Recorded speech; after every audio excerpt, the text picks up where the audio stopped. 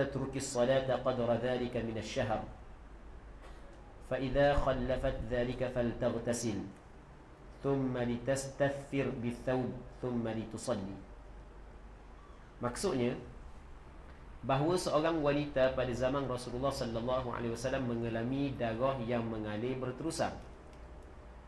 Lalu Ummu Salamah meminta fatwa daripada Rasulullah sallallahu alaihi wasallam untuk wanita tersebut. Baginda sallallahu alaihi wasallam bersabda, hendaklah dia melihat bilangan malam-malam dan hari yang biasanya dia mengalami haid daripada bulan sebelum datang kepadanya permasalahan itu. Jadi tengok bulan yang sebelum berlakunya istihadah, maka hendaklah dia meninggalkan solat kadar tempoh tersebut daripada bulan ini, yang maksudnya bulan istihadah. Jadi dia kena tinggalkan solat daripada bulan ini sekadar tempoh tersebutlah. Apabila tempoh itu telah berlalu, hendaklah dia mandi, kemudian hendaklah dia letakkan kain pada kemaluannya dan dirikanlah solat. Baik. Faedah ringkas, hadis ini menunjukkan bahawa wanita yang pernah datang haid, mu'tadah, apabila mengalami istihadah, darah berpanjangan, dikira haidnya menurut adatnya, dan selepas itu dia dianggap suci, serta wajib ke atasnya mandi dan menunaikan ibadat solat. Okey, ambil cerita sikit lagu mana contoh untuk kita mudah faham. Katakanlah orang puang ni pada bulan sebelumnya haid dia 7 hari, suci dia 20. Kitaran haid dan suci berlaku dalam tempoh 27 hari. Haid dia 7, suci dia 20. Okey, baik. Tiba-tiba bulan ni darah keluar berpanjangan, melebihi 15 hari. Hari ke-16 masih lagi ada darah. Maka dia perlu kena tengok bilangan hari bulan yang sebelum. Tengok bilangan hari dan malam bulan yang sebelum. Bulan yang sebelum berlaku istihadah. Jadi bulan sebelum haid dia 7 hari, suci dia 20 hari. Bulan ni haid dia 7 hari. Kalau darah keluar berpanjangan, maka 20 hari istihadah, 7 hari haid, 20 hari istihadah. Okey, itu maksud dia. Jadi dikira haidnya menurut adatnya, dan selepas tempoh itu dia dianggap suci, serta wajib ke atasnya mandi dan menunaikan ibadat solat. Cuma untuk bulan pertama istihadah ni, dia tidak mengetahui dia mengalami istihadah melainkan pada hari yang ke-16. Bulan berikutnya, lepas daripada tempoh adat, terus dia mengambil hukum istihadah. Itu jelas sebagaimana yang kita sebut tadi. Dapat difahami daripada zahir hadis ini. Saya sengaja tulis zahir hadis ini, bahawa bulan yang diambil kira untuk dikembalikan kepada adat haid ialah bulan sebelum berlakunya istihadah. Sebab Rasul kata tengok pada bulan sebelum. Mana lagi? Jadi bulan yang diambil kira adalah bulan yang last sekali, yang okey, last sekali. Hal ini secara tidak langsung boleh difahami bahawa penetapan adat haid memadai dengan sekali berlaku, sebagaimana pandangan muktamad dalam mazhab Imam Syafi'i. Mazhab Imam Syafi'i kata lagu mana? Tathbutul adatu bimarrah. Sabit adat dengan sekali. Sekali berlaku sudah cukup dijadikan ukuran. Sebab Rasul kata tengok kepada bulan yang sebelum berlaku, walaupun sekali. Okey. Dalam hadis ini dapat difahami bahawa wanita yang mengalami istihadah disuruh meletakkan sesuatu pada kemaluan untuk menahan darah mengalir keluar. Rasul suruh dia letak sesuatu pada kemaluan untuk menahan darah keluar. Baik. Kemudian Ummu Salamah sebagai perantara bagi wanita lain yang ingin bertanya kepada Rasulullah sallallahu alaihi wasallam menunjukkan bahawa dibolehkan meminta fatwa melalui wakil atau orang tengok. Ummu Salamah ni dia perantaraan di antara seorang wanita yang mengalami masalah dengan Rasulullah. Jadi boleh orang puang dia ada masalah, dia pun nak tanya ustaz, nak gamuk, lepas tu ataupun nak tanya ustaz, tak payah sebab dia molek je orang puang, dia tanya ustazah tu molek. Tapi jangan pilih ustazah ikut down pula, dia kena hak yang ahli dia lah. Okey, tanya ustazah tu comel. Tapi ada juga ustaz tapi isteri ustaz tak pandai. Isteri ustaz tak pandai. Jadi Baik. Hamba tengok sebab nombor telefon daripada Arab Saudi. Hamba tengok naik nama siapa. Nombor telefon daripada Arab Saudi, jadi tengok naik nama siapa. Sedap penting kot.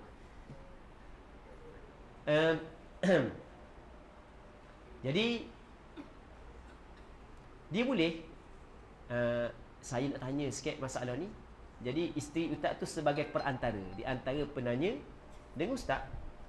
Dan perkara ini dilakukan oleh isteri Nabi sallallahu alaihi wasallam sebagai perantara daripada orang yang bermasalah dengan Nabi sallallahu alaihi wasallam. Hadis yang ke-9.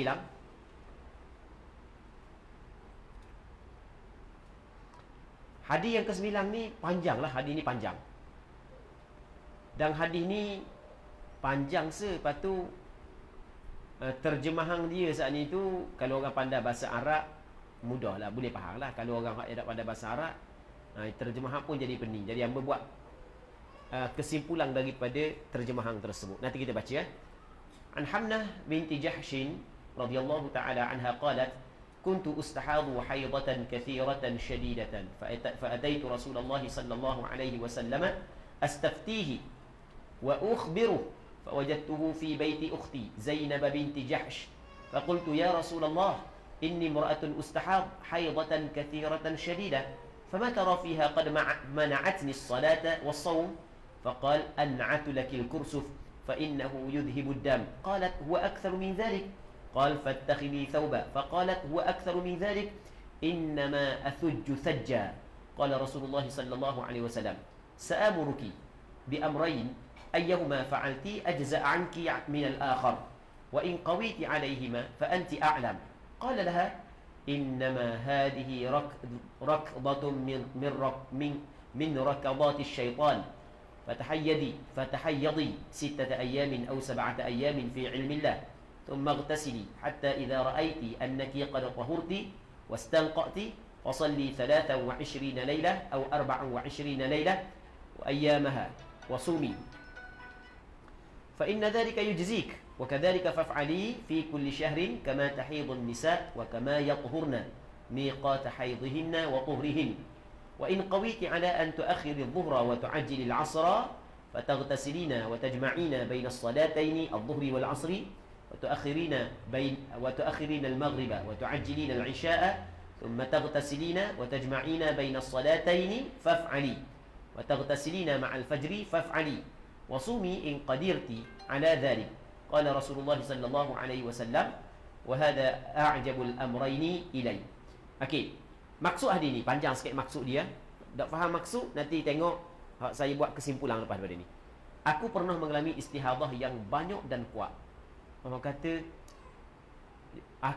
sahabat tersebut, aku mengalami istihadah yang banyak dan kuat. Darah keluar banyak dan berpanjangan.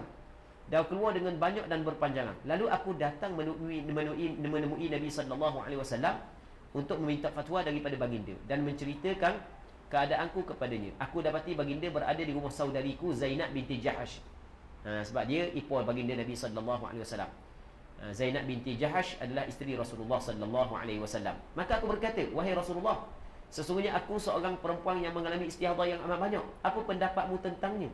Sesungguh darah ini menghalangku daripada solat dan puasa. Banyak Rasulullah, siapa nak solat dan puasa ni? Nabi sallallahu alaihi wasallam menjawab, aku sarankan kepadamu kapas. Kalau banyak sangat tu ambil darah, tak kapas kerana ia dapat menghilangkan darah. Dia dapat menghalang darah daripada keluar, tak kapas. Hamnah berkata, darah itu lebih banyak, tak cukup kapas Rasulullah. Kalau tak kapas pun bercerubu lagi.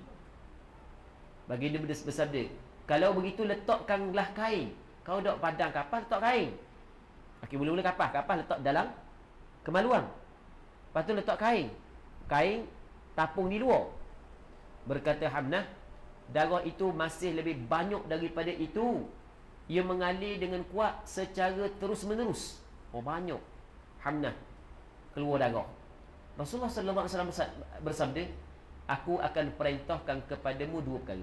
Rasul kata, aku akan perintahmu kepada 2 perkara. Yang mana sahaja di antara keduanya yang engkau lakukan, maka sudah memadai bagimu. Okey, aku akan bawa 2 perkara.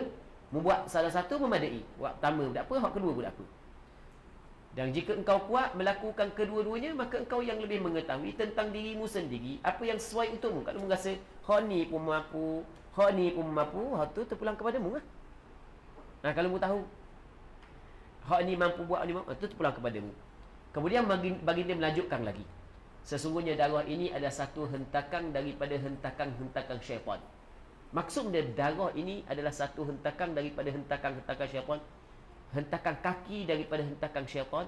Nanti dalam kesimpulan ana ada cerita apa maksud. Lepas tu nanti kita akan hurau pula. Maka jadikanlah dirimu seorang yang haid dalam 6 hari atau 7 hari. Rasul kata menjadikan dirimu haid 6 atau 7. Pada pengetahuan Allah. Maksud dia 6 hari atau 7 hari pada pengetahuan Allah, pada apa yang Allah Ta'ala telah mengetahui daripada permasalahanmu. Sebab benda yang berlaku kepada kita sebenarnya dalam pengetahuan Allah Ta'ala. Kemudian mandilah sehingga mandi. Lepas tu apabila berlaku 6 hari atau 7 hari, maka memandi.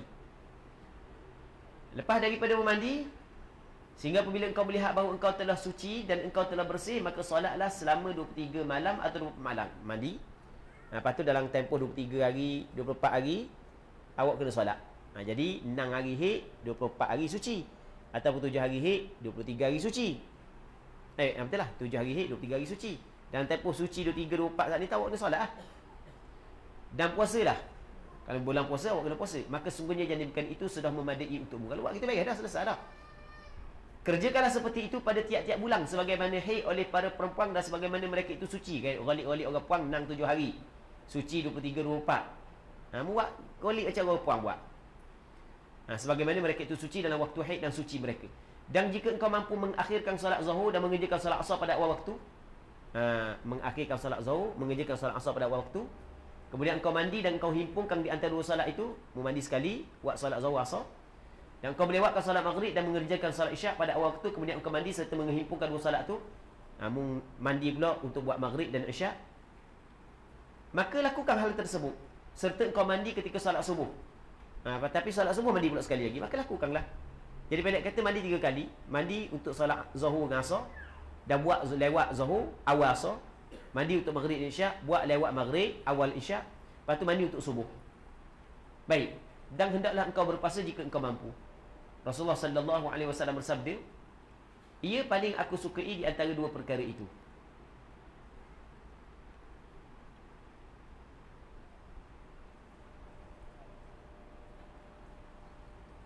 Baik. Dia gini, dia ada nanti yang baca yang buat kesimpulan. Okey, maksud ringkas. Maksud ringkas gini. Hamna ana saya terjemah, tapi ana terjemah pada asal yang awal tu ana terjemah, ana masih lagi meraihkan benda penyusunan ayat bahasa Arab.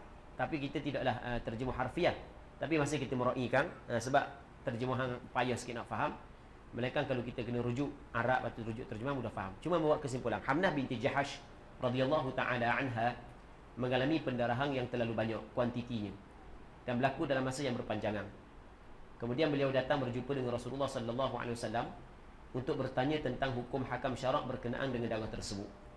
Beliau memberitahu kepada Rasulullah sallallahu alaihi wasallam bahawa darah tersebut membuatkan beliau tidak salat dan tidak berpuasa berpanjangan kerana beliau beranggapan bahawa kesemua darah tersebut adalah darah haid.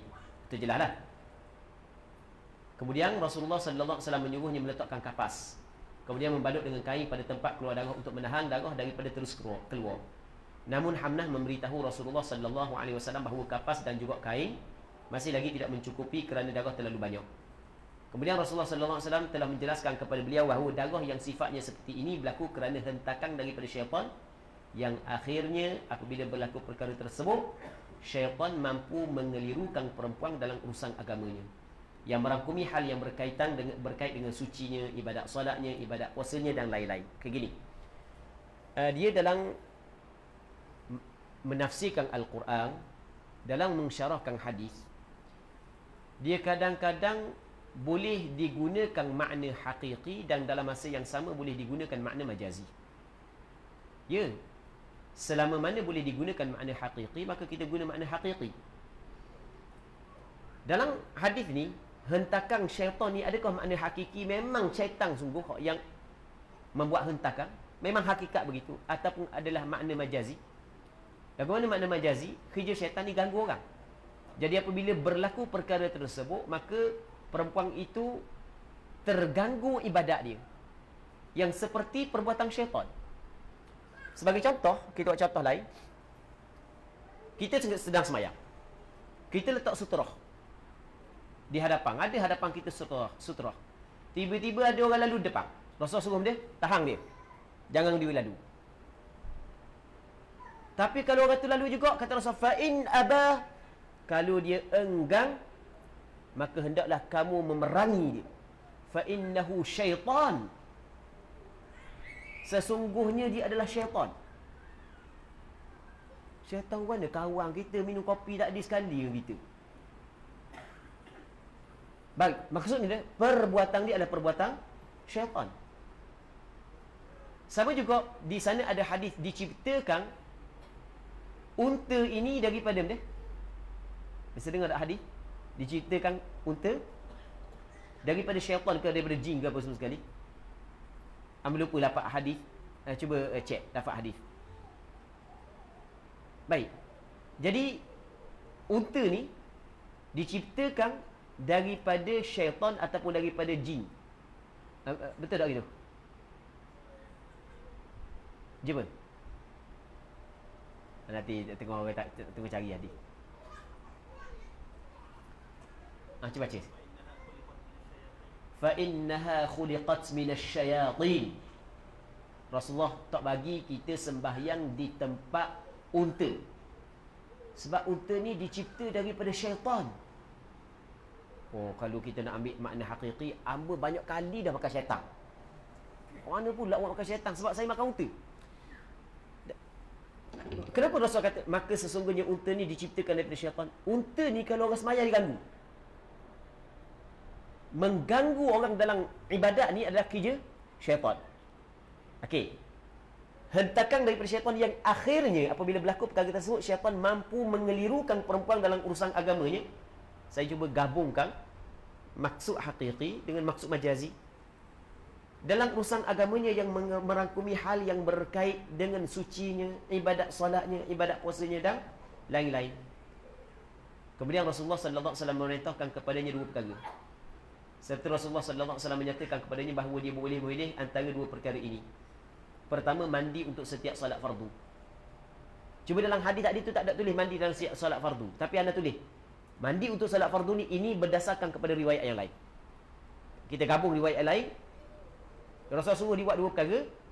Satunya mandi untuk setiap solat fardu. Jadi kalau 5 kali solat, 5 kali kena mandi. Kedua, melewatkan zuhur dan mengawalkan asar. Melewatkan maghrib dan mengawalkan isyak. Dan mandi sebanyak 3 kali. Sekali mandi untuk zuhur dan asar, sekali mandi untuk maghrib dan isyak, sekali mandi untuk subuh. Kayak gini orang puan yang mengalami istihadah, oh ada hadis gitu. Jadi hak yang selama ni kita buat tak kena lah, sebab kita nak mandi pun masa istihadah. Malah nak mandi, masa suci tu je mandi.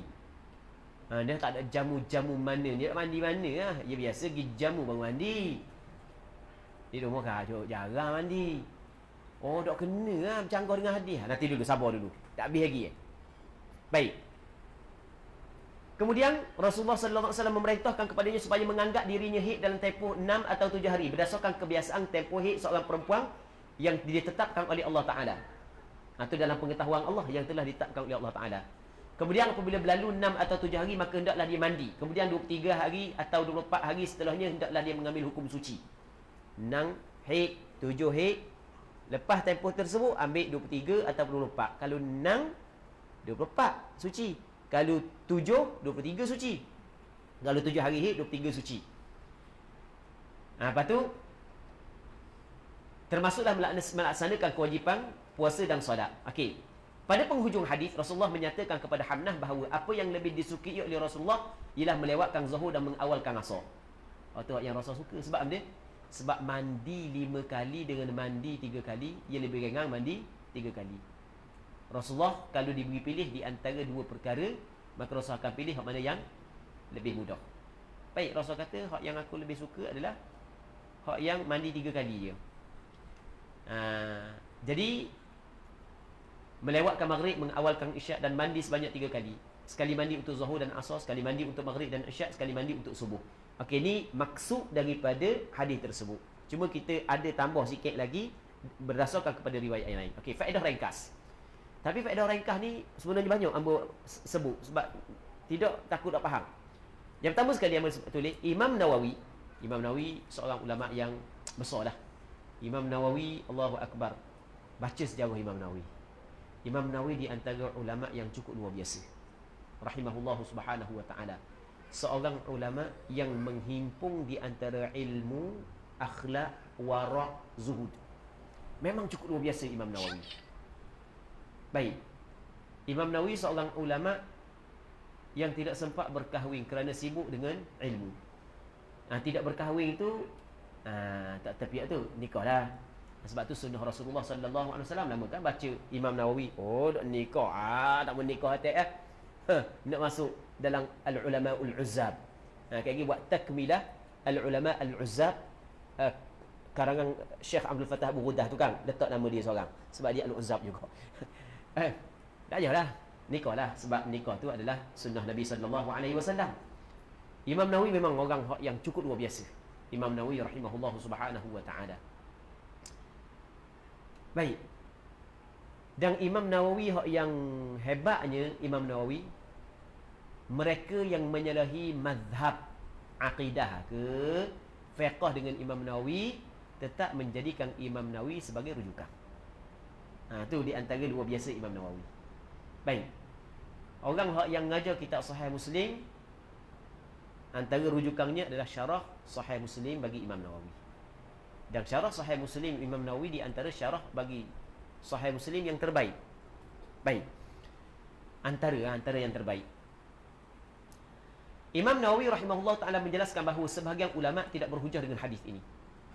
Imam Nawawi kata sebahagian ulama tidak berhujah dengan hadis ini. Sebab dia tidak berhujah kerana ada dalam sanadnya seorang perawi yang bermasalah, yang menjadikan hadis ini bukan tidak makbul. Hadis ini adalah hadis dhaif. Cuma kita tidak bincang siapa ulama tu sebab benda. Tak bincang jadi panjang pula kan.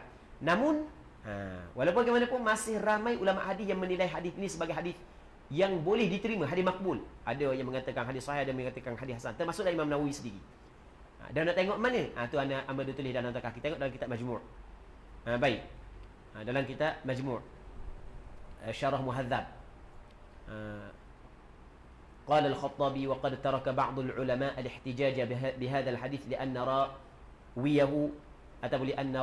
راويه عبد الله بن محمد بن عقيل ليس بذاك. Itu ليس بذاك istilah yang digunakan oleh ulama hadis, ada terjemah bawah. Ala kulli hal, hadis ini berlaku khilaf. Ada sebahagian ulama kata hadis ini dhaif, ada sebahagian kata hasan, ada sebahagian kata sahih. Tahu tak? Dia sebenarnya khilaf ni bukan hanya dalam fiqh saja. Dalam hadis pun ada khilaf. Ada sebahagian daripada hadis sehingga khilaf di antara maudhu' dengan sahih. Tahu mana khilaf di antara maudhu' dengan sahih? Tahu tak? Di sana dalam kitab Al-Mawdu'at karangan Imam Ibnul Jauzi, Imam Ibnul Jauzi memasukkan dalam kitab tersebut hadis yang sahih. Jadi maksud dia, di sisi Imam Jauzi hadis itu palsu, tapi di sisi ulama lain hadis itu sahih. Tapi buat pertimbangan, pandangan ulama lain adalah lebih betul berbanding dengan pandangan Imam Ibn Jauzi. Maksudnya Ibn Jauzi ulama hadis. Sampai ke tahap tu. Baik. Ala kulli hal, muslimin-muslimat yang dirahmati oleh Allah Subhanahu wa taala. Hadis ni berlaku khilaf di kalangan ulama. Adakah hadis ni boleh digunakan untuk berhujah dengannya ataupun tidak? Tapi ramai juga ulama hadis yang mengatakan bahawa hadis ni boleh diterima. Termasuklah Imam Nawawi sendiri. Okey, kalau boleh diterima, bagaimanakah hukum fiqh yang boleh diambil daripada hadis ini? Dalam hadis ini terdapat perintah kepada wanita yang mengalami istihadah, pendarahan berterusan, supaya meletakkan kapas pada kemaluannya. Betul tak dalam hadis Rasulullah suruh letak kapas? Sekiranya kapas tersebut tidak mencukupi untuk menahan darah, maka hendaklah dia menggunakan kain sebagai balutan tambahan. Betul tak gitu dalam hadis? Menurut mazhab Syafi'i, meletakkan kapas ke dalam farak sebelum berwudu adalah wajib bagi wanita mustahadah yang ingin menunaikan solat. Orang tanya dah, mazhab Imam Syafi'i kata letak kapas tu ambil mana? Ada hadis letak kapas. Cuma mazhab Imam Syafi'i kata letak kapas diwajibkan untuk mengelak daripada darah keluar dengan dua syarat. Syarat pertama, dia tidak berpuasa. Kalau berpuasa pada siang hari tak boleh sebab ia membatalkan puasa. Syarat yang kedua, tidak menyakiti. Kalau menyakiti, maka tidak wajib letak kafah. Meletakkan kafah dalam farak sebelum berwudu adalah wajib bagi wanita mustahadah yang ingin menunaikan salat, dengan syarat dia bukan sedang berpuasa dan kafah tersebut tidak menyebabkan kesakitan atau kemudaratan. Lepas tu, kalau tak cukup kafah, sekiranya masih belum mencukupi, maka hendaklah dibalut dan diikat dengan kain. Kan Rasul kata, mula kafah, tak cukup, lepas tu dengan kain. Dan ni begini mazhab Imam Syafi'i, mula kafah, tak cukup, maka dengan kain. Kemudian, dasarkan kepada hadis ini, kebiasaan tempoh haid bagi wanita adalah selama 6 atau 7 hari. Manakala kebiasaan tempoh suci adalah selama 23 atau 24 hari. Mazhab Imam Syafi'i kata kebiasaan haid wanita 23, kebiasaan haid 6-7 hari. Yang mana? Yang pertama tengok realiti perempuan gitu. Yang pertama. Yang keduanya adalah hadis Rasulullah menyebut kebiasaan haid 6 dengan 7. Dan kebiasaan suci 23-24. Dalam hadis sebut 23 ataupun 24. Jadi bermakna dalam tempoh sebulan, secara umumnya seorang wanita mengalami haid dan suci. Dalam tempoh 30 hari, sekali haid, sekali suci. Itu kebiasaan. Tapi jangan faham mesti gitu. Tak. Kadang-kadang dalam tempoh sebulan berlaku 2 kali haid. Boleh. Seorang perempuan dalam tempoh sebulan berlaku 2 kali haid. Contoh. 5 hari keluar darah. 15 hari suci. 5 campur 15, 20. Hari ke-21 tu mula darah 5 hari. Dalam sebulan tau. 2 kali bagi haid. Okey, kemudian dalam hadis ni Rasul suruh Hamnah saat itu berhaid selama 6 atau 7 hari. Kenapa Rasul suruh dia haid 6-7 hari? Dalam bab ni ulama yang mensyarahkan hadis ni berbeza pandangan. Adakah Hamnah ni mubtada'ah ataupun mu'tadah? Okey, pandangan yang pertama dikata Hamnah mubtada'ah. Kali pertama datang darah haid dan tidak memiliki adat, tiba-tiba darah keluar berpanjangan. Maka Rasul katakan awak kena haid 6-7 hari. Apa 6-7 hari? Iktibar ghalib haid dan perempuan. Awak kena kembali kepada kebiasaan haid perempuan. Jelas kan? Dan pandangan ini ada pandangan yang kedua dalam mazhab Imam Syafi'i. Pandangan dalam mazhab Imam Syafi'i, bagi perempuan yang kali pertama datang darah, tiba-tiba darah keluar berterusan. Abang nak cerita dulu sikit. Contoh, katakanlah orang puan ni baru umur 11 tahun, tak pernah bagi haid. Ni kali pertama bagi. Tiba-tiba darah keluar lebih daripada 15 hari. 16, 17. Ada darah istihadah ni. Kita nak suruh dia kembali kepada adat, dia belum lagi memiliki adat. Maka dalam mazhab Imam Syafi'i ada 2 pandangan. Pandangan yang pertama, kena ambil kadar yang diyakini, iaitu sehari semalam. Tapi ada pandangan yang kedua dalam mazhab Imam Syafi'i, ambil tempoh ghalib perempuan. Ghalib kebiasaan haid perempuan. Berapa hari? 6 atau 7. Okey, ni adalah sandaran kepada pandangan yang kedua dalam mazhab Imam Syafi'i. Ni sandaran kepada pandangan yang kedua dalam mazhab Imam Syafi'i. Dan ada pun juga sebagian ulama kata gini, sebenarnya Hamnah ni bukan mubtada'ah, Hamnah mu'tadah. Tapi Rasul suruh dia kembali kepada 6 atau 7 hari kerana Rasulullah tahu bahawasanya haid dia 6 atau 7. Jadi kalau haid awak 6, awak kembali 6. Kalau haid awak 7, awak kembali 7. Dasarkan kepada adat. Okey, sebagian ulama berpendapat bahawa Hamnah binti Jahash merupakan seorang wanita mubtada'ah, iaitu wanita yang baru pertama kali mengalami haid. Oleh itu dia belum mempunyai adat atau tempoh kebiasaan haid dan suci yang boleh dijadikan rujukan. Selain itu, Hamnah juga tidak dapat membezakan sifat darah yang keluar dalam bahasa ulama fiqh ghair mumayyizah, sebab satu sifat ni saya hura berdasarkan pandangan muktamad mazhab Imam Syafi'i. Sebab kalau ada tamyiz, kena kembali kepada tamyiz, barulah kembali kepada adat. Maka Rasulullah sallallahu alaihi wasallam telah menetapkan tempoh haidnya berdasarkan tempoh kebiasaan haid para wanita, iaitu sekitar 6 atau 7 hari. Baik, sekitar 6 atau 7 hari. Dan di pandangan yang kedua dalam mazhab Imam Syafi'i, ada sebagian ulama lain pula berpendapat bahawa Hamnah adalah seorang wanita mu'tadah, iaitu wanita yang telah mempunyai adat haid dan suci. Dalam hal ini Rasulullah sallallahu alaihi wasallam mengetahui bahawa tempoh kebiasaan haid Hamnah adalah antara 6 atau 7 hari. Maka seolah-olah Rasulullah sallallahu alaihi wasallam memberitahu kepadanya bahawa jadikan haidmu nari jika adatmu nari, atau 7 hari jika adatmu 7 hari. Okey, kemudian perkataan Nabi sallallahu alaihi wasallam yang bermaksud kemudian mandilah, mandi lepas daripada berlalu tempoh tersebut mandi, menunjukkan bahawa terdapat perintah mandi wajib setelah berlalu tempoh haid, iaitu 6 atau 7 hari. Berlalu tempoh haid, awak kena mandi. Oleh itu, wajib ke atas wanita yang mengalami keadaan seperti ini mandi wajib sebaik sahaja berakhir tempoh haid tersebut. Okey, buat contoh mudah. Tadi buat contoh dah, ni kali ketiga. Orang puang ni, adat dia 7 hari. Suci dia 20. Okey, 7. Haid dia 7 hari. Suci 20. Selesai. Bulan ni, darah keluar berpanjangan lebih daripada 15 hari. Untuk bulan ni, dia mengetahui dia memiliki darah istihadah pada hari ke-16. Sebelum sampai hari ke-16, dia tak tahu lagi ada darah istihadah. Sebab selama mana darah tidak melebihi 15 hari, walaupun menyalahi adat, semuanya adalah haid. Itu je lah. Hari ke-16 baru ada lagi darah. Situ baru dia tahu. Oh, rupanya aku ada darah istihadah. Maka, kaedahnya kembali kepada adat. Kalau adat awak 6 hari, 6 hari. Kalau adat awak 7 hari, 7 hari. Okey, katakanlah adat dia 6 hari. Okey, 6 hari. Hari ke-7, kira istihadah. Cuma oleh kerana dia duduk pada hari ke-16, jadi pada hari ke-16 baru dia mandi. Kalau haid dia 7 hari, hari ke-8, dikira istihadah. Oleh kerana dia duduk pada hari ke-16, maka hari ke-16 baru dia mandi. Benda tu berlaku pula sampai bulan depan. Suci cukup dah 20 hari. Jadi tempoh suci saat itu, darah yang keluar semuanya istihadah kan. Tiba-tiba mari ada lagi darah. Cukup 7 hari, masih lagi ada darah. Hari ke-8 tu mesti kena mandi dah. Sebab dia telah berlalu tempoh ada kebiasaan haid dia. Itu maksud. Ni 3 kali dah hamba urap ni Agak-agak faham lah. Lepas tu nanti kita akan buka soalan pada buku 12. Hamba akan buka soalan lebih kurang dalam 15 minit InsyaAllah. Kemudian oleh itu wajib ke atas wanita yang mengalami keadaan seperti ini mandi wajib sebaik sahaja berakhir tempoh haid tersebut.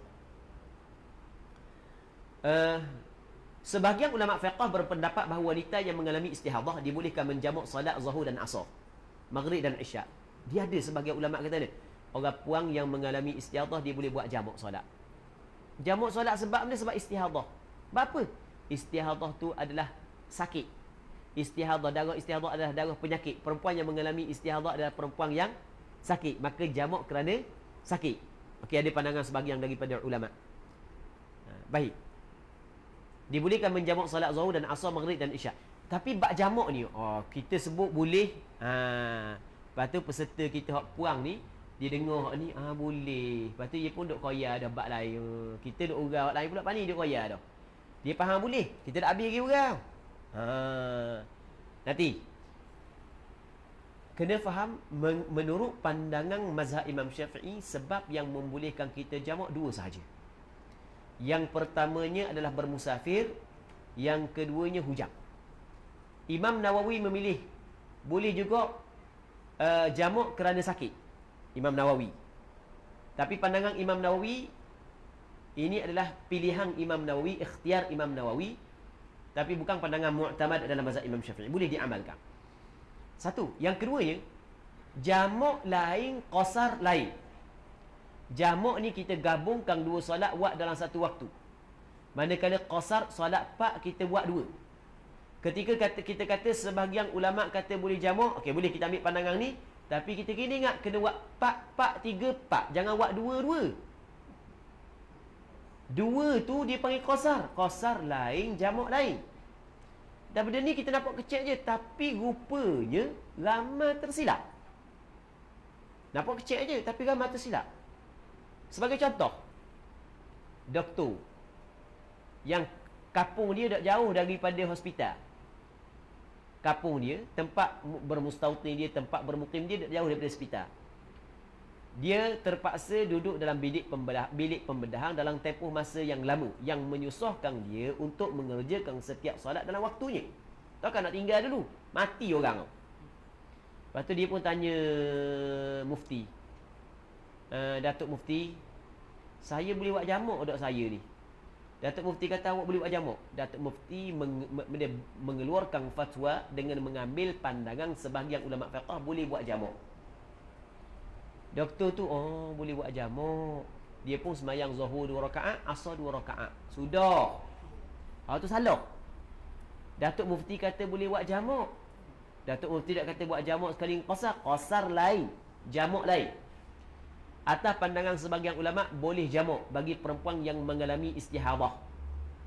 Tapi kena buat 4-4-3-4. Baik. Namun begitu sebagian ulama lain pula tidak mengharuskannya, kerana mereka berpendapat bahawa jamak yang disebut dalam hadis hanyalah jamak daripada segi bentuk sahaja. Jamak suri nama dia. Jamak bentuk ni jamak suri, jamak pada bentuk, melewatkan Zuhur, mengawalkan Asar. Hakikatnya setiap solat dilakukan dalam waktu masing-masing. Bukan jamak hakiki, bukan jamak sebenar. Okey. Kemudian terdapat tuntutan mandi bagi perempuan mustahadah untuk setiap solat fardu. Atau sebanyak 3 kali mandi, kan 2 kan? Setiap solat fardu ataupun 3 kali mandi. Sekali untuk solat Zuhur dan Asar, sekali untuk Maghrib dan Isyak, dan sekali untuk subuh. Sebagian ulama berpendapat tuntutan mandi ini adalah tuntutan wajib. Allah, nyanyi orang puan tahu kalau wajib. Wajib mana? Kalau awak tak mandi, dosa. Oh, parok Baik. Namun sebagian ulama yang lain berpendapat bahawa tuntutan mandi tersebut hanyalah bersifat sunat, bukan wajib. Termasuklah pandangan ulama mazhab Syafi'i.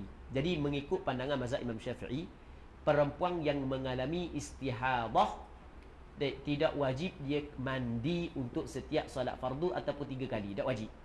Hukum mandi hanyalah sunat sahaja. Dan pandangan yang mengatakan sunat ialah pandangan majoriti ulama fiqh. Baik. Hadis yang ke-10 daripada Abu Sa'id Al-Khudri radhiyallahu taala anhu, Rasulullah sallallahu alaihi wasallam bersabda, "Alaysa idza hadat lam tusalli wa lam tasum fadhalika nuqsanu diniha." Bukankah apabila seorang wanita didatangi haid dia tidak mengerjakan solat dan tidak berpuasa, maka itulah kekurangan agamanya. Sebab solat puasa ni termasuk dalam rukun agama Islam kan. Jadi dia tak solat, tak puasa, jadi kuranglah sikit agama dia.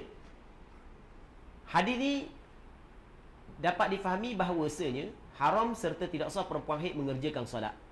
Begitu juga haram serta tidak sah perempuan haid berpuasa. Baik.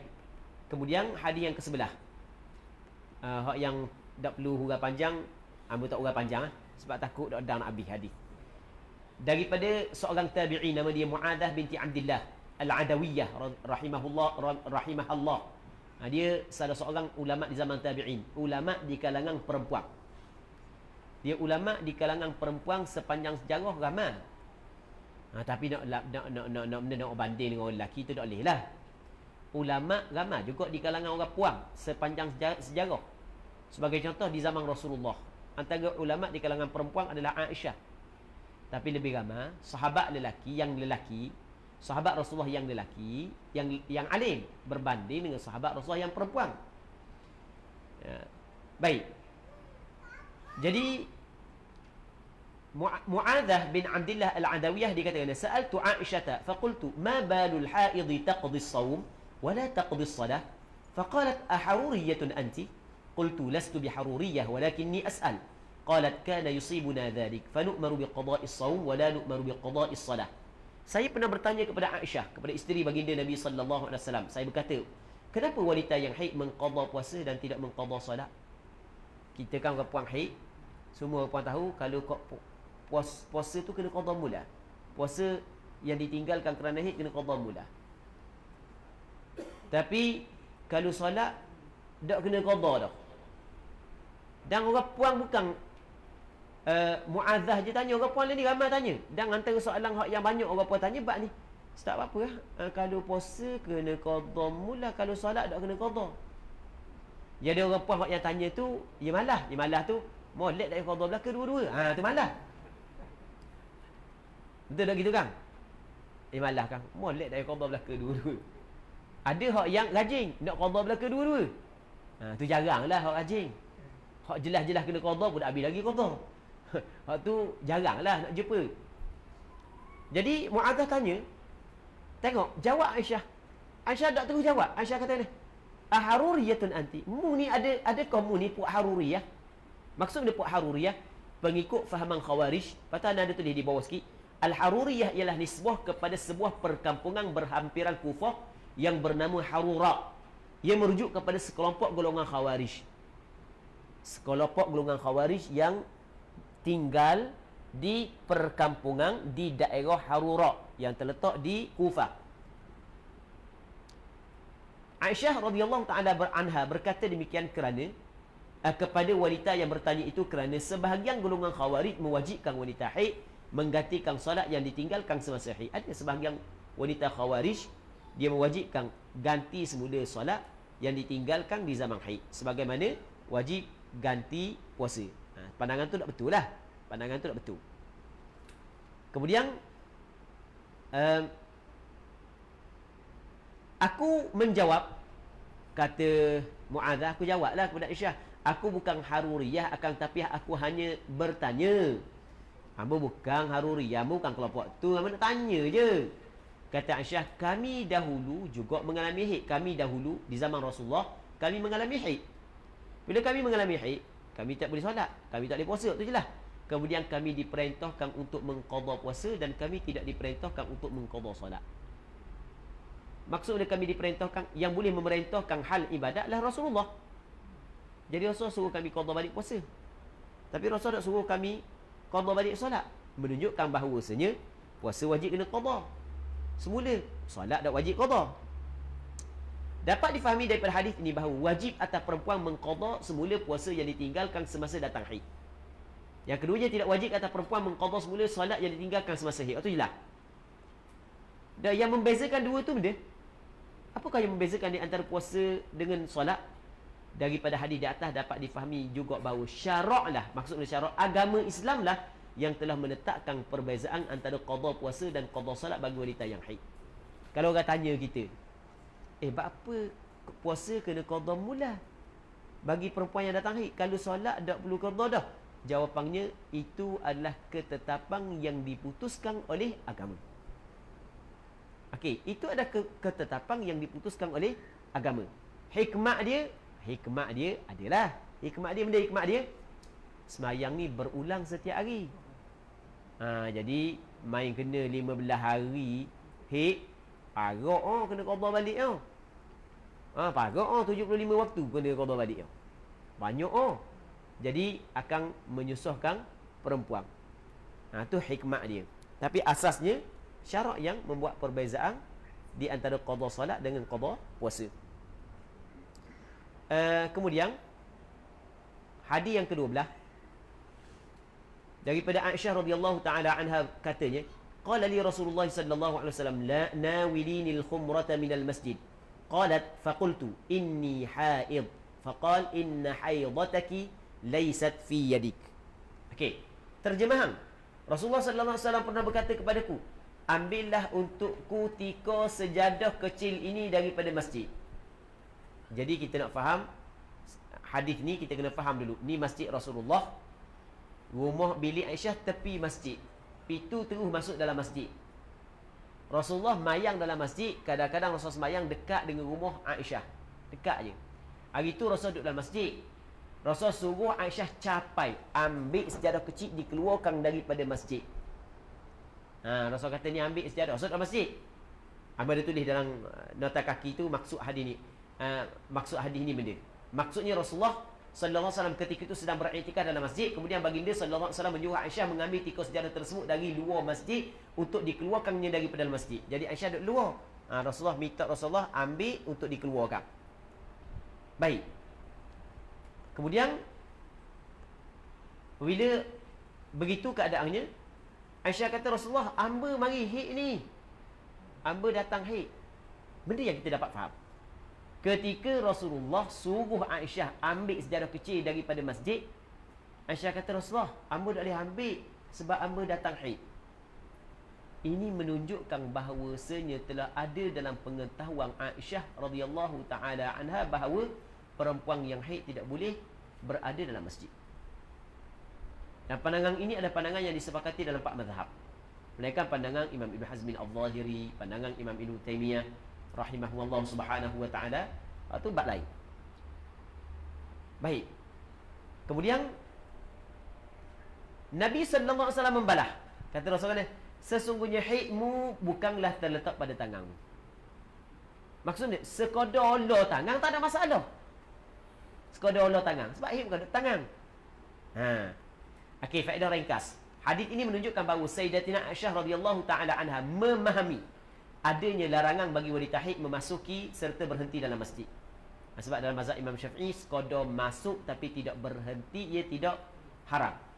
Ia masuk pintu ni, tubik pintu ni, perempuan yang haid tak ada haram. Hukum dia adalah harus.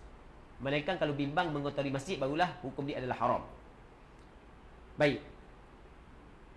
Nabi SAW tidak menafikan kefahaman tersebut. Tetapi baginda SAW menjelaskan bahawa sekadar mengholorkan tangan ke dalam masjid tidak termasuk dalam larangan masuk serta berhenti dalamnya. Maka hadis ini menjadi dalil bahawa wanita yang sedang haid diharamkan untuk berada dan berhenti dalam masjid. Baik. Hadis ini juga menjadi dalil bahawa wanita yang sedang haid dibenarkan untuk memasukkan tangannya sahaja ke dalam masjid. Ini menunjukkan bahawa perbuatan melibatkan sebahagian anggota badan tanpa masuk sepenuhnya ke dalam masjid tidak termasuk dalam larangan yang dikenakan ke atas wanita haid. Orang puang ni ya, contoh, kita buat contoh lah. Dia nak ambil barang daripada masjid, nak ambil barang. Beg dia tinggal. Sebab dia duduk mari haid, dia mari haid. Mari haid, dia potong beg cepat-cepat. Nak pergi dekat, beg tinggal pula. Beg dah lah, beg mahal. Biar pitih tak banyak pun dalam, tak apalah, beg mahal. Baik. Tapi beg duduk tepi tu je. Dah boleh tak YOLO tangan ambil beg? Boleh, tak ada masalah. Baik. Kemudian hadis ke-13. An Aisyah radhiyallahu anha jaa Rasulullah sallallahu alaihi wasallam wa wujuhu buyuti ashabihi syari'atun fil masjid. Faqala wajjihu hadhihi al-buyut 'an al-masjid. ثم دخل النبي صلى الله عليه وسلم ولم يصنع القوم شيئا رجاء أن تنزل فيهم رخصة فخرج إليهم بعد فقال وجهوا هذه البيوت عن المسجد فإني لا أحل المسجد لحائض ولا جنوب. Daripada Aisyah radhiyallahu taala anha bahawa pernah Rasulullah sallallahu alaihi wasallam datang daripada rumah baginda lah, sedangkan pintu-pintu rumah sebahagian pada sahabat, bukan semua, sebahagian pada sahabat pintu rumah dia terbuka ke arah masjid. Jadi ni masjid, lepas tu ada sebahagian sahabat yang rumah dia dekat dengan masjid, pintu dia ke arah masjid. Pintu dia ke arah masjid. Kemudian baginda bersabda, alihkan pintu-pintu rumah ini dari menghadap masjid. Alihkan, jangan pintu ke masjid, jangan. Alih daripada masjid. Baik. Dan kemudian pada satu hari baginda masuk dalam masjid dan para sahabat tidak melakukan apa-apa dengan harapan akan turun keringanan untuk mereka. Rasul tengok air, tetap pintu menghadap masjid. Sahabat saat itu dia mengharapkan dapat kelonggaran. Baik. Tapi tak ada kelonggaran. Jadi baginda masuk dan para sahabat tidak melakukan apa-apa dengan harapan akan turun keringanan untuk mereka. Maka baginda sallallahu alaihi wasallam keluar dan bersabda. Sahabat keluar, sahabat bersabda, alihkan pintu-pintu rumah ini daripada masjid, kerana aku tidak menghalalkan masjid bagi wanita haid dan orang yang berjunub. Dah kan? Ni rumah. Okey, dah wanita tu datang haid. Ni masjid. Dia kalau nak pergi sebelah sana, paling mudah lagu mana? Masuk ke masjid lah. Sebab masjid Rasulullah kan bukan masjid kita, macam zaman kita. Kita bukan masjid zaman Rasulullah. Masjid zaman dia ni, hamba kalau pergi di Madinah, contoh, hamba duduk hotel belakang tu, kita nak pergi depan, kita nak pusing gini, jauh, kita masuk kat tengah dulu. Okey, kita juga orang yang duduk pintu dia kat arah masjid. Tubik nak pergi sebelah ni, ia akan melintasi masjid. Sebab tu Rasulullah suruh alih pintu. Sebab Rasulullah dah, aku tidak halalkan masjid bagi wanita haid dan orang yang berjunub. Okey, hadis ni anda ada tulis sedikit. Hadis ni riwayat Imam Abu Daud nombor 232. Perhatian, ramai juga ulama hadis menilai hadis ni sebagai hadis dhaif. Namun ada juga ulama hadis yang menilainya sebagai hadis yang boleh diterima, hadis hasan atau sahih. Sebagai contoh, Imam Ibn Qattan menilainya sebagai hasan. Imam Ibn Qattan menilai hadis ini sebagai hasan. Imam Ibn Sayyidin Nas menilai bahawa hadis ini sekurang-kurangnya hasan. Imam Ash-Shawkani dalam kitab Nailul Awtad menilainya sebagai sahih. Tapi ramai ulama yang menilaikan hadis ini sebagai dhaif. Jadi berlaku khilaf lah di kalangan ulama hadis, dan ramai yang mengatakan hadis ini bukan hadis yang sahih. Hadis yang ke-14. Kejap nak tengok. Faedah ringkas, wanita haid dan orang yang berjunub tidak boleh masuk serta berhenti dalam masjid. Itu jelas dah. Hadis yang ke-14. Ummu Atiyah radhiyallahu taala anha berkata, "Kunna nu'maru an nakhruja yawm al-'id hatta nukhrij al-bikra min khidriha hatta nukhrij al-huyyad fayakunna khalfa an-nas fayukabbirna bi takbirihim wa yad'una bi du'aihim yarjuna barakata dhalika al-yawm wa tuhrata." Dahulu di zaman Rasulullah pernah diperintahkan kepada kami untuk keluar pada hari raya. Hari raya diperintahkan, Rasulullah suruh perintah kepada sahabat keluar belaka pada hari raya, kumpul di satu tempat. Untuk kita faham ni, kita kena faham dulu. Di zaman Rasulullah, sembahyang hari raya bukan dilakukan di masjid, bukan dilakukan di padang. Jadi kami diperintahkan supaya kami keluar pada hari raya. Orang puan keluar pada hari raya, sehingga kami mengeluarkan anak dara yang berada di dalam daripada tempat tertutupnya. Ya, khidriha ni adalah satu bahagian dalam rumah yang dijadikan ruang khas untuk dengan dilabuhkan tirai padanya.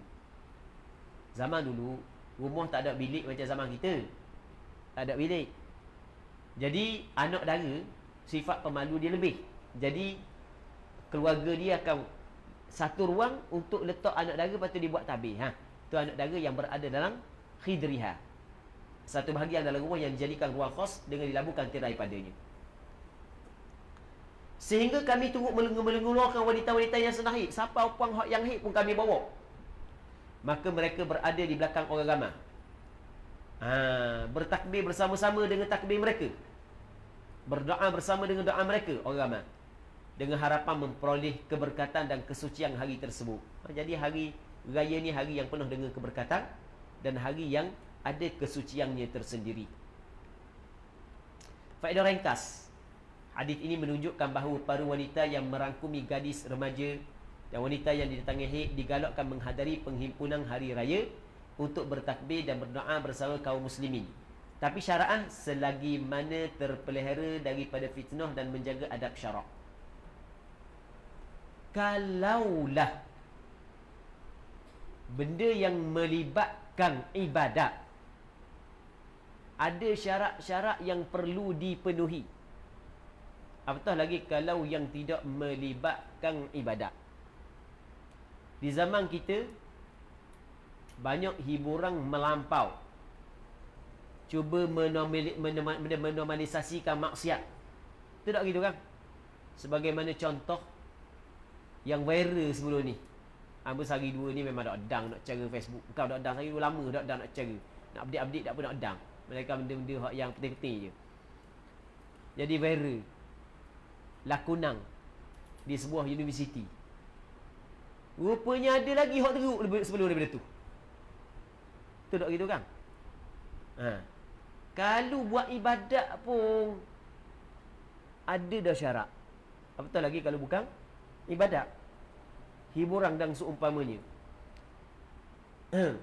Pernah tak dengar hadis Aisyah? Rasulullah kata lagu mana? La tamna'u ima Allah masajid Allah wa buyutuhunna khairan lahun. Jangan kamu halang hamba perempuan Allah daripada mendatangi rumah Allah, tapi rumah mereka itu lebih baik bagi mereka. Rasulullah pernah kabur lagu tu, tapi Aisyah kata lagu mana? Andai kata Rasulullah mengetahui apa yang dilakukan oleh perempuan pada hari ini, nescaya mereka itu dihalang daripada mendatangi masjid sebagaimana perempuan Banu Israel dihalang daripada mendatangi masjid. Sebab berlaku fitnah. Jadi orang puan boleh datang pada tempat perhimpunan orang ramai pada hari raya, disunat datang, comel datang, ada tuntutan, tapi selagi mana terpelihara daripada fitnah dan menjaga adab syarak. Wanita haid hendaklah diasingkan daripada kawasan tempat solat. Dia wanita haid kena asingkan daripada tempat solat. Sebab di sana ada hadis yang lain. Kata Rasulullah sallallahu alaihi wasallam, kata sahabat, dan diperintahkan kepada kami supaya kami mengasingkan perempuan haid daripada tempat solat, meskipun solat hari raya tidak dilaksanakan dalam masjid. Pengasingan ini lebih utama lagi dituntut jika solat tersebut dilaksanakan dalam masjid, kerana wanita haid tidak dibenarkan berada dalamnya. Contoh, ni masjid Kampung Petiti, tu dah kan, Bukit Petiti. Raya ni raya puasa habis dah raya haji pula Raya haji. Jadi gaya haji ni, moci-moci ada kampung, ajak belaka. Anak puang, anak dara, anak dak dara, apa semua sekali ajak belaka. Hak hik ke, hak dak hik, ajak belaka. Mari masjid. Untuk bertakbir bersama dengan takbir orang agama. Berdoa bersama dengan doa orang agama. Mengharapkan kesucian dan keberkatan hari tersebut. Dia orang puang hak mari masjid tu, hukum dia sunat. Tapi dengan syarat terpelihara daripada fitnah dan menjaga adat syarak lah. Lepas tu hidup balik. Jangan duduk dalam masjid. Duduk tepi nu. Tepi nu. Mungkin boleh pasangkan api untuk bahagian perempuan hadir. Sebenarnya adalah sunnah. Tapi termasuk sunnah mahjurah di tempat kita. Terang gitu kan? Sunnah yang ditinggalkan. Kemudian hadis yang ke-15 daripada Aisyah radhiyallahu taala anha, anna an-nabiy sallallahu alaihi wasallam i'takafa ma'ahu ba'd nisa'ihi wa hiya mustahadatun taraddam. Bahawa Nabi sallallahu alaihi wasallam telah beriktikaf oleh sebahagian isteri-isterinya. Maksudnya sebahagian isteri Rasul beriktikaf bersama dengan Rasulullah. Sedangkan dia, yakni isterinya, dalam keadaan istihadah dan masih melihat darah. Jadi ada sebahagian isteri Rasulullah tengok masih lagi ada keluar darah istihadah, tapi dia beriktikaf bersama dengan Rasulullah. Ini menunjukkan bahawasanya perempuan yang mengalami darah istihadah tidaklah dilarang kepada dia berhenti di dalam masjid. Boleh masuk dalam masjid, tapi dengan syarat jangan bimbang mengotori masjid. Faedah ringkas hadis ini menjadi dalil bahawa wanita yang mengalami istihadah dibenarkan masuk serta berhenti dalam masjid. Namun disyaratkan tidak dibimbangi akan mencemarkan masjid dengan darahnya. Dapat difahami daripada hadis ini juga bahawa boleh dan sah iktikaf wanita yang mengalami istihadah. Orang puang yang mengalami istihadah boleh dan iktikaf sah, tak ada masalah, boleh. Okey. Hadis yang ke-16 daripada Aisyah radhiyallahu taala anha, qalat i'takafat ma'a Rasulillah sallallahu alaihi wasallam imra'atun min azwaji fakanat taraddama was-sufrah wat-tasdu tahtaha wa hiya tusalli. Tengok. Pernah seorang perempuan daripada isteri Rasulullah sallallahu alaihi wasallam beriktikaf bersama baginda dan dia melihat darah dan cairan kekuningan sementara bekah diletakkan di bawahnya dan ia tetap melaksanakan solat. Keluar lagi kuning. Lepas tu tak bekah. Jadi darah yang keluar saat itu jatuh dalam bekah. Dia solat. Ini menunjukkan bahawasanya sah solat yang dilakukan oleh perempuan yang mengalami istihadah. Faedah ringkas dapat difahami daripada hadis ini bahawa wanita istihadah tidak sama hukumnya dengan wanita haid. Tak sama. Wanita istihadah wajib menunaikan solat fardu 5 waktu dan dibenarkan berhenti dalam masjid, termasuklah untuk mengerjakan solat atau untuk iktikaf dengan syarat tidak mencemarkan masjid. Hadis yang ke-17 daripada Anas bin Malik radhiyallahu ta'ala anhu anna al-yahuda kanu idha hadatil mar'atu fihim lam yu'akiluha wa lam yujami'uhunna fil buyut fasa'ala ashabun nabiy sallallahu alaihi wasallam an-nabiy sallallahu alaihi wasallam فأنزل الله تعالى ويسألونك عن المحيض قل هو أذى فاعتزلوا النساء في المحيض إلى آخر الآية وقال رسول الله صلى الله عليه وسلم اصنعوا كل شيء إلا النكاح. Bahawasanya orang Yahudi apabila seorang perempuan dalam kalangan mereka didatangi haid, mereka tidak akan bersama dengan perempuan itu kerana menganggap kotor. Dan mereka tidak tinggal bersamanya dalam satu rumah. Pulak dah. Orang puang kalau mari haid, kotor orang puang tu, kotor. Jadi tak boleh makan sekali. Tak boleh duduk di bawah sebumbung, kena duduk suku-suku. Nyanyi kau orang puang. Kemudian para sahabat telah bertanya kepada Nabi sallallahu alaihi wasallam. Sebab bila sahabat tanya? Sebab orang Yahudi ni adalah orang yang ada ilmu pengetahuan, yang ada kitab yang diberikan. Jadi masyarakat Madinah menganggap bahawasanya orang Yahudi ni orang alim. Orang alim, orang yang ada ilmu. Baik. Jadi sebagian sahabat terkesan dengan apa yang dipegang oleh Yahudi. Maka ditanya kepada Rasulullah. Maka Allah Ta'ala menurunkan ayat yang bermaksud. Mereka bertanya kepada wahai Muhammad tentang haid. Katakanlah bahawa haid itu kotor. Kerana itu jauhilah wanita dalam masa haid. Kemudian Rasulullah sallallahu alaihi wasallam bersabda, buatlah semua perkara melainkan nikah. Awak benda ketika orang haid, silakan. Mengambil keseronokan daripada dia, silakan. Tapi hak yang tak bolehnya adalah nikah. Nikah ni mengikut pandangan mazhab Imam Syafi'i, pandangan mu'tamad lah. Bukan nikah saja, bahkan mengambil keseronokan di antara pusat dengan lutut pun tidak dibolehkan. Baik. Tapi pandangan yang kedua kata boleh. Faedah ringkas. Hadis ini menjelaskan sebab penurunan ayat 22 daripada surah Al-Baqarah. Wa yas'alunaka 'anil mahid qul huwa adha. Mereka itu bertanya kepadamu ya Muhammad tentang haid, katalah ia adalah kotor. Sebab dia diturunkan ayat ni. Sebab dia diturunkan ayat ni. Baik, jawapannya adalah orang Yahudi, dia tidak makan sekali, tidak tinggal sekali, maka sahabat tanya Nabi sallallahu alaihi wasallam. Okey, dapat difahami daripada hadis ini bahawa suami boleh bermesra, menyentuh, memeluk, tidur bersama dengan isteri dalam keadaan haid, selama mana tidak melakukan persubahan. Sebab dalam hadis ni Rasulullah kata, isna'u kulla syai'in illa nikah. Buat semua perkara melainkan nikah. Jadi hak lain boleh buat dah ke? Hak tak bolehnya bersetubuh je. Hadis yang ke-18 nanti kita akan sambung lepas daripada Zuhur, hadis yang ke-18. Cuma berbaki masa lebih kurang dalam 13 minit. Aku nak buka soalan sekejap. Muslimat kalau ada soalan silakan.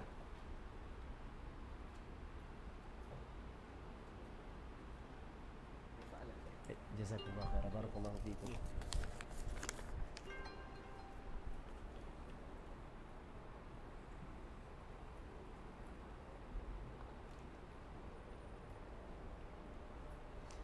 Assalamualaikum Ustaz. Waalaikumsalam. Bagaimana hukum akad nikah dalam masjid?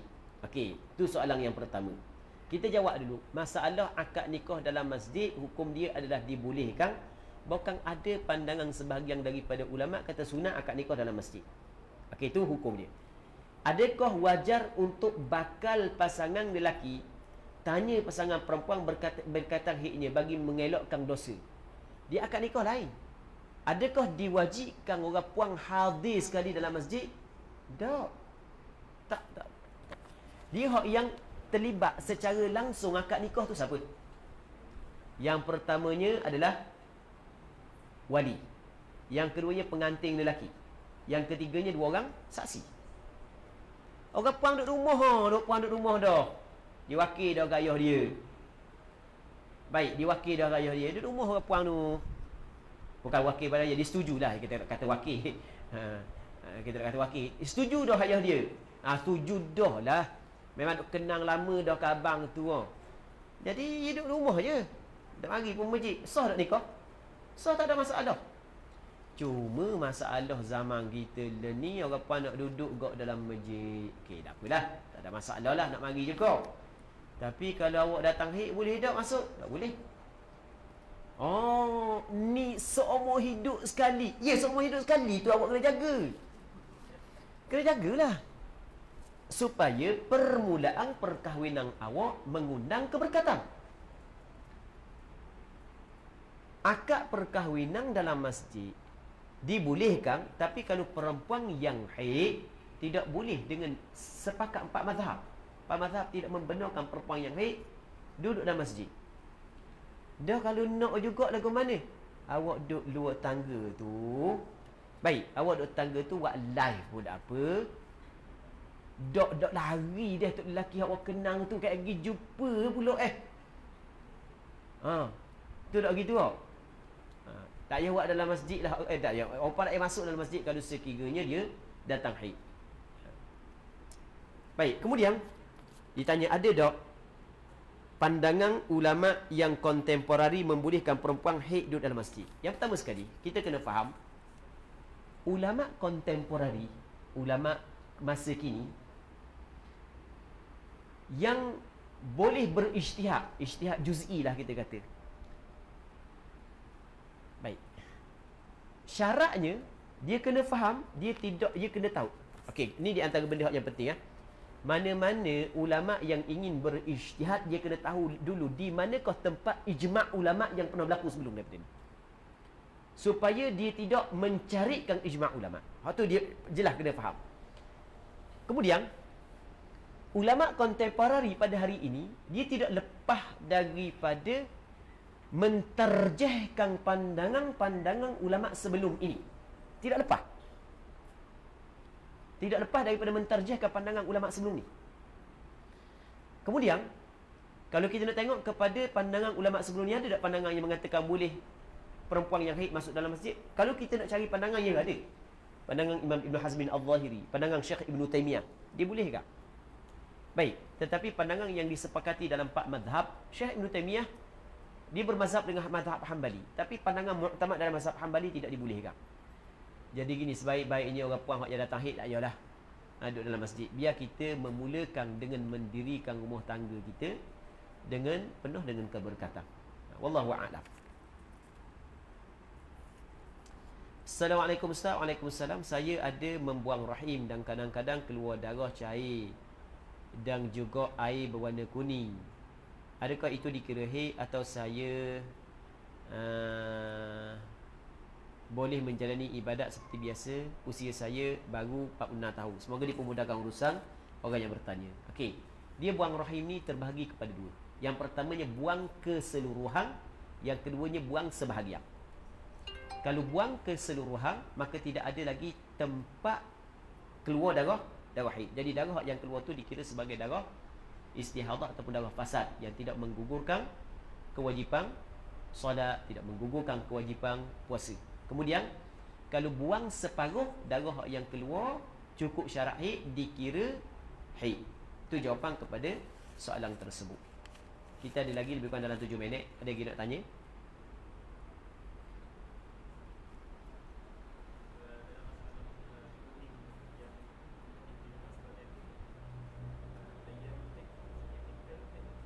Baik, barakallahu fikum. Ayyamul haid, adakah dikira imkanul haid? Di dalam bab ni, kalau kita nak tengok kepada pandangan ulama mazhab Imam Syafi'i pun berlaku khilaf. Sehingga ada sebagai ulama mazhab Imam Syafi'i kata, kalaulah darah yang kuning tu keluar di luar daripada waktu adat dia, walaupun masih lagi dalam 15 hari, tidak dikira sebagai haid. Dan kalau kuning dulu keluar, barulah hak yang kuat keluar. Tidak. Banyak khilaf di kalangan ulama mazhab Imam Syafi'i sendiri pun. Jadi kita ambil pandangan yang muktamad. Darah kuning yang keluar di dalam waktu imkanil haid. Waktu imkanil haid, waktu yang boleh dihukumkan darah yang keluar itu sebagai darah haid, maka dianggap sebagai darah haid. Waktu imkanil haid bagi perempuan yang telah beradat datang haid adalah setelah berlalu 15 hari suci. Apabila berlalu 15 hari suci, tiba-tiba keluar kuning, lepas tu merah, maka kuning itu telah dikira permulaan haid bagi perempuan tersebut. Okey, wallahu a'lam. Ada lagi soalan lain? Okey. Ada? Ada, mari.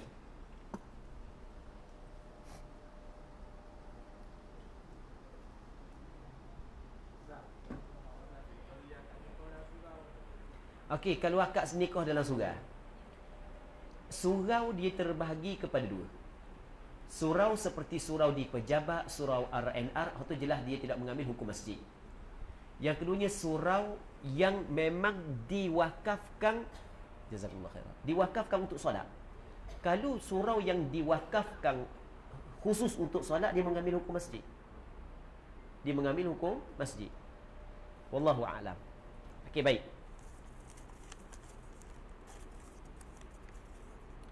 Adakah masjid sama dengan surau? Jadi kita jawab dah. Haid biasa 7-8 hari atau 8-9 hari. Lepas cocok perancang, haid 30 hari. Lepas tu dibuat dalam kurungan darah, keluar darah. Betul dah ni. Sebab dia kalau dia buat kurungan haid 30 hari, lepas tu dia buat kurungan keluar darah, jadi salah soalan ni. Sebab dia salah. Dia kata benda, lepas cocok perancang haid mari 30 hari. Nak tanya hak mana haid? Tak kena soalan gitu. Awak kan pun dah haid 30 hari, awak nak tanya benda lagi. Tapi buat haid 30 hari, lepas tu buat dalam kurungan keluar darah dah. Dan bersambung dengan kitaran bulan yang seterusnya. Jadi, apa yang saya faham Ustaz ajar hari ni, kena ikut adat yang 7-8. Yang sebelum ni, saya kira kaedah 15-15 tu. Salahlah kiranya. Faham tak? Lepas tu soalannya, solat saya kena ganti ke? Okey. Dia gini, cerita dia. Dia kata lepas daripada ambil perancang tu, darah tu ubik. Bulan-bulan tak berhenti darah. Hak sebelum ni saya kira mana? Saya kira 15 hari haid, 15 hari suci, jadi 15 hari istihadah. Tapi hak yang saya dengar ustaz royak tadi, tak kena hak kira 15 hari haid, 15 hari istihadah. Masya Allah, dia faham dah ni. Hak yang kita urang ni. Sebab apa dak kabur 15 hari salah bang. Dak kabur tak dia? Dak kabur. Oh, jadi kalau dia baru belajar, oh. Jadi bermakna dia faham lah hak yang kita urang. Bagi dia dak kabur pun salah. Dia faham. Oh, jadi salah hak yang dikira. Ya. Ya kaedah 15 hari 15 hari istihadah adalah kaedah yang salah. Orang puan kalau keluar darah lebih daripada 12 hari, ramai orang puan kata dia 15 hari ke 16 adalah istihadah, itu kaedah yang salah. Kaedah yang betul adalah yang pertama kena tengok kepada tamyiz sifat darah ataupun kembali kepada adat. Dia cerita kembali kepada adat. Dah kalau kembali kepada adat, dia faham dah. Jadi ikut adat dia. Adat dia berapa sebelum ni? Dah isunya kalau adat sebelum ni 7 hari, jadi saya ambil 8 15, jadi berapa hari saya dok solat? 8 hari saya dok solat. Betul tak gitu tak? Kan 7 campur 8 15 tu kan? Dan saya kena qada balik ke dok solat tu? Situ soalan dia. Jawapannya, darah istihadah dia tidak menggugurkan kewajipan solat. Apabila tidak gugurkan kewajipan solat, awak dak solat, maka awak kena solat. Jadi kena qada lah. Maka dia akan ada soalan susulan. Saya dah ingat dah ulama mana. Jadi soalan susulan. Okey, awak ginilah. Awak buat anggaran kasar. Cakap bahasa-bahasa kita lah. Anggaran kasar. Tapi awak mesti kena qada sehingga yakin awak betul-betul qada apa hak yang awak tinggal. Okey, baik. Awak buat anggaran kasar. Dan semoga dipermudahkan segala urusan. Bagi perempuan yang sudah bersih tetapi tunggu untuk mandi, nak pastikan betul-betul bersih, jadi perlu qada tak solatnya. Jadi dia gini. Tutup dah. Tak apa, kita buka kat gini pula. Nak rehat dulu kan. Dia ni Shopee pun dia bersih dah darah. Dia tak solat sebab dia nak tunggu betul-betul bersih. Kalulah dia tak solat, tiba-tiba darah mari mula, maka tak perlu qada dah, sebab tempoh hak yang tak mari darah sebenarnya masih lagi tempoh haid. Atau jelas lah. Tapi hak yang isunya dia tunggu tak mari dah darah. Jadi bermakna pada asal diwajibkan kepada dia solat, tapi dia tidak solat. Jadi wajib kepada dia qada. Kenapa wajib qada? Sebab wajib atau awak solat, awak dah solat, awak kena solat. Kita jawapan kepada soalan tersebut. Bagi perempuan yang bermusafir,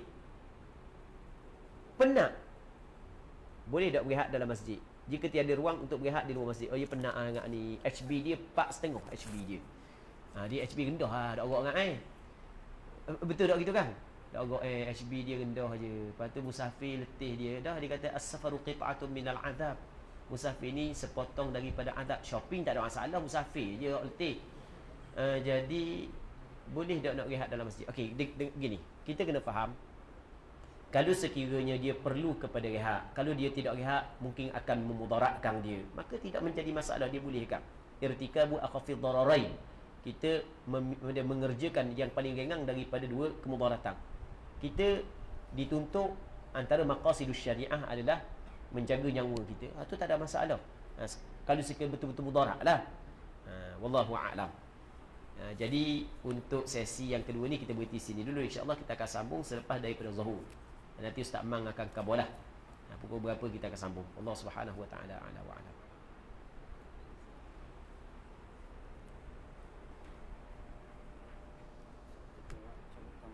Boleh.